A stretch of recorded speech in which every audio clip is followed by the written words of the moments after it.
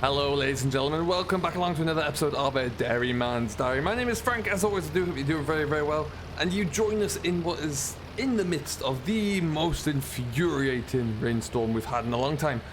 This hasn't stopped for days. This is the very same rainfall that stopped us from drilling and mowing lucky bit of third cut silage. It's the very same rainfall that has stopped us from carting muck out into the field because it's just too wet and we're struggling to travel. We haven't been able to get the agronomists down that I wanted to do a bit of soil testing because they can't even travel on their little rig, which tells you something. I think they got like a little ATV or something, but they can't travel and get good enough samples. So that's out of the question as well, which means we're kind of stuck just doing odds and ends, but we found some odds and ends to do today, and I think we've got them all done for the most part. So watch this space. We're going to show you what we've been up to. Some of them are, or have been, pretty cool actually, which should be pretty good to see. What we're going to do right now though is just finish up feeding up or bedding down the cattle, and then we're off down to the other yard in our John Deere 6M. They're new to us, John Deere 6M actually, where we'll be, let's get that spread out a bit more. There we go. Well, we're going to be feeding up for the second time today down at the bottom yard. We kind of do a bit of a swap here. We'll have one tractor up here and then we'll bring the other one up and swap them around. But the 6M, because it's been so wet, the 6M hasn't done much more than, carting the cleaning around, to be honest there. So we're going to hopefully try and change that soon.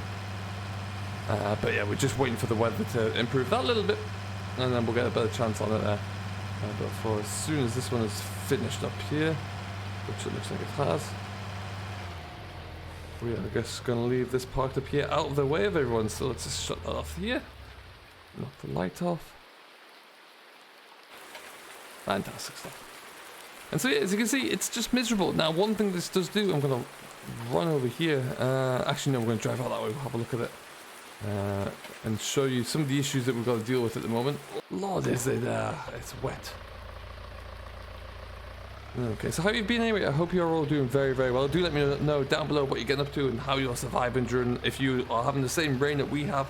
I believed it was Storm someone, I can't remember the name of it, but apparently it's that bad a rainfall that they've named after somebody, so that's a delight.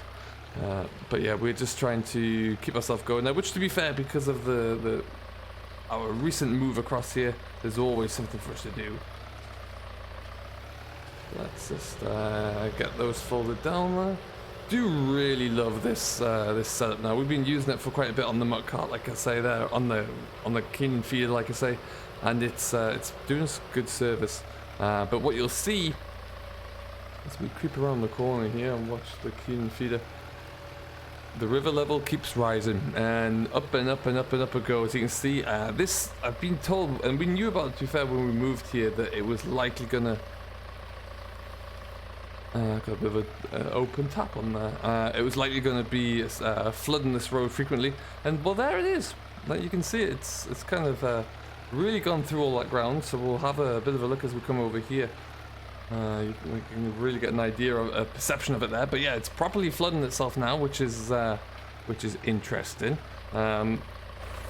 It doesn't flood too much. I've been told about once a year. I've been told it's only ever made it up to the farm once, which was a long time ago, so we don't need to worry about that too much. It's going to go a little bit, it's going to go up here quite a bit more yet though. But yeah, it is pretty sopping, really. Pretty sopping wet. But yeah, we're going to kind of just get on with our day. There's a few new things that we're going to have a look at, like I say, down the yard there, because we've been filling time. A few jobs that we had lined up for later on, but you know, if we can't get on the land, we'll have to just get that done and do the field work later on. We have carted a few more loads of beet over. We're now looking at about 20 tons down at the yard one and 20 tons up at this yard as well, which is good. Nice to have that, and we need it. So that's handy indeed. So we'll keep bringing loads in as and when we can, but that 20 ton will keep us going for a little bit for sure. We're going to go down this way, I think. But yeah, like I say there, I had to call off stacking any more or carting any more muck because it was just too wet. It was not travelling at all, and we put about 2-3 loads into the field, and I figured that was before it started to get too messy. The drill hasn't moved. It's just not got any better at all. So we're kind of stuck there as well. So We'll have to see what we can do about that one. But again, it's just a case of at the moment we're just not in a position to get anything done there. So if worst case scenario, if we can't get anything in this winter, we'll put it into spring barley, but we'll try and just get some kind of cover crop on here, depending upon what the agronomists do say when they come. And I've said that, and they've agreed that even if we have to get out there with travels and bags, then we'll do it that way. But we'll wait to see what that fancy machine can do where it can. So the only land work that we've done so far is a little bit of ploughing. We've got about, I don't know, 15, 16 acres ploughed over. The new land that we acquired, which is way over the other side of that castle there, was worked down by the previous owner, previous tenant there, and then left. So still that can be drilled just whenever it gets into a position to be done. So, but we'll see. And like I say there, that is pretty much all we've done so far. Not a great deal, but didn't want to make it too muddy, so we'll just leave that for now. And yeah, we're gonna come into the yard where there's a few new arrivals, and I'm gonna call them more investments because that's how I'm gonna view them. They are pretty significant long-term investments. There's about 21 of them all in all, some of which are a little bit more noticeable on the way than others, and we'll have a look at those and we'll kind of talk through all of those investments. But yeah, it's difficult to see them at first, but you'll get an idea of what they are when we come around the corner. We also need to fill up the feeder because we're going to get these guys all done now. Given what we're going to have a look at and how that's going to work, probably just going to park this down here for now, because one thing that I am doing pretty quickly is filling this yard up, and the wife doesn't like it too much at all either, because at the moment she's struggling to find a way to get in and out of the house. But we'll have to cross that bridge when we can. We're just going to leave this about here for now. And we're going to come back to it in just a minute there, but we're going to have to run around the corner here. So as I always mentioned, one of my objectives when we were picking this farm, when we moved to this farm, was to become a beef production farm as well as a dairy farmer. So we are doing just that. These little guys are the initial investment into the beef herd. We bought these. We're going to finish off these calves. We have bought these in here. These are about 2.5 months old. And we're going to keep these here for the next year or so at the very least. Some of them we're going to keep a hold of for a while. The better ones, we're going to actually build the herd around them. And we're going to build up. Now, I did buy more than this number here. There's about another 20 to come, but we just couldn't get them all in one load. And I'm waiting to get a lend of the farmer who I bought these off. I need to loan his stock trailer again, because we sold ours over at Meadow Grove, so with the aim of eventually getting the bigger one. We just haven't got that yet. So that's kind of what we're looking like here. These are going to be, they're looking good actually. They're good looking calf, to be honest. They're all tagged up already. They've all got their passports in place. So we can move them freely if we need to or want to.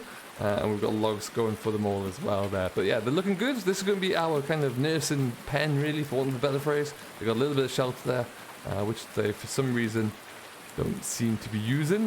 Like most cattle, I want to keep them inside when it gets a bit wet, so they don't get too cold, so they can stay nice and warm and dry. But for some reason, they're just playing around outside. So that is, for whatever reason, I don't know.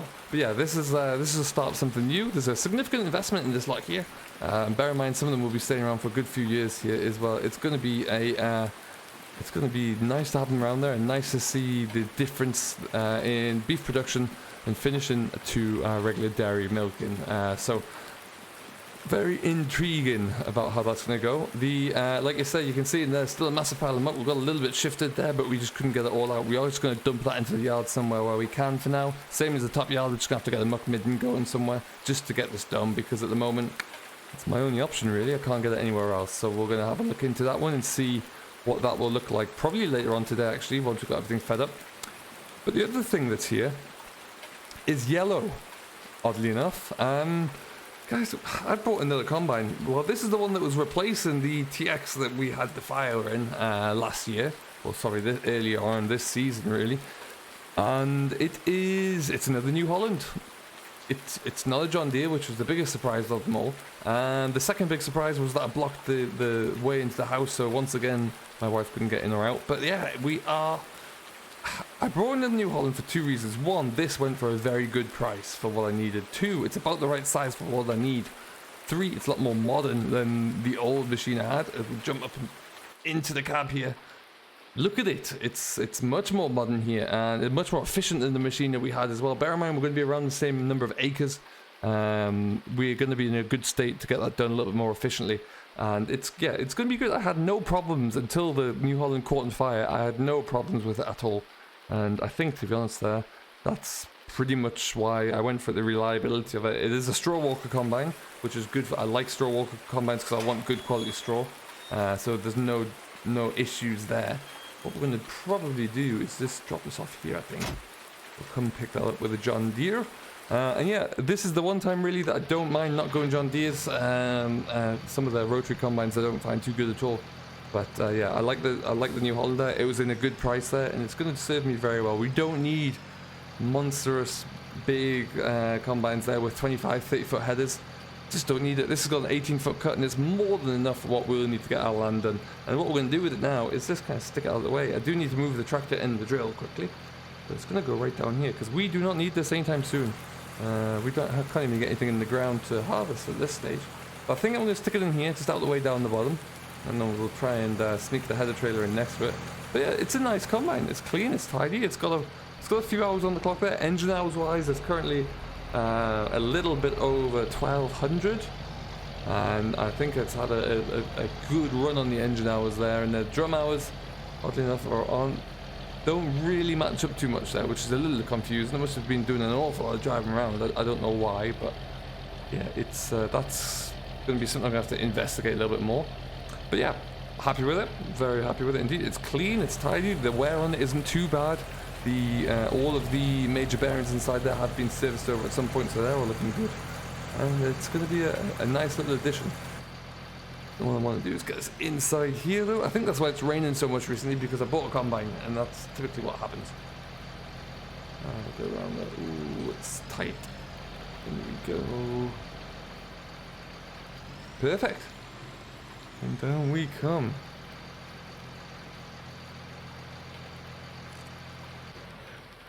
Okay, so we will bring you more of this as and when we can actually get to use it. We'll bring it out and show you in full flight. But yeah, for now, it's just nice to have it back at the yard here, so we don't have to worry about it anymore. Don't have to worry about trying to figure out how and when it's going to come over. Now I'm just going to use the 66, I think, to get that shifted around. It's already disconnected. And we'll be good.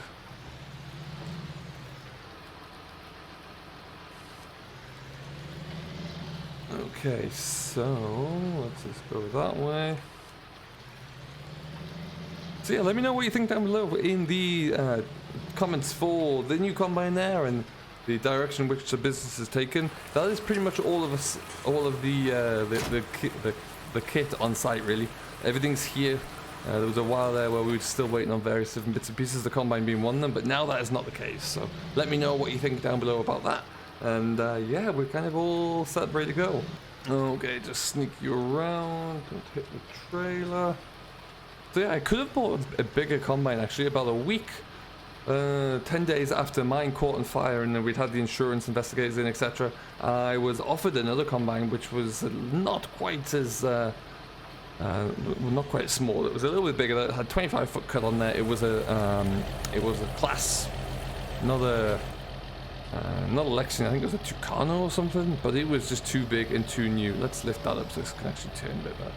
So I just felt like ultimately it was just too much for what my needs were at the time. There, it was far too much really. So we declined it, and kind of happy that we did there in the end really. But it would have been a big stretch there, so I'm pleased that we didn't go down that route, because it just would have been too big for what we need, and not to mention that the cost of which was significantly more than what we paid for this guy. So we need to make sure that we're smart with our decisions here and buy the equipment that's right for us, not just the equipment that Frank wants, because then it would all be John Deere, obviously. Ooh, get around there, easy does it. Looking like that, we're good. I wonder if I can sneak that down the side. We're gonna give it a go. Woohoo! We nailed it! Look at that! I think we just had a bit of a rock as it went over the concrete. But that is in. It's good enough as it's gonna get for me, that's for sure. Fantastic.